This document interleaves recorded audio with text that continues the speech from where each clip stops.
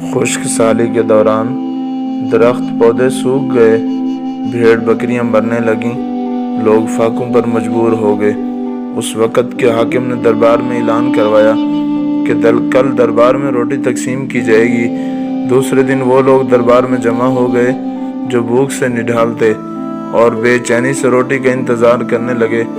جو ہی روٹیاں بانٹنے لگے، لوگوں کا رش لگ گیا، دھکم پیل شروع ہو گئی۔ بادشاہ بحر کا جائزہ لینے آیا تو لوگ روٹیاں لے جا چکے تھے۔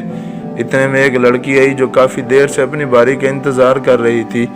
اس کے حصے میں وہ روٹی آئی جو دیکھنے میں اچھی لگتی تھی۔ اس نے بادشاہ سلامت کو بہت دعائیں دیں اور گھر چلی گئی۔ کیا دیکھتی ہے کہ روٹی کے درمیان میں بہت پستہ، بادام اور میوے لگے ہوئے ہیں۔ لڑکی انہیں قدموں دربار واپس آ گئی اور بادشاہ سے ملنے کی خواہش کی۔ اس کی ملاقات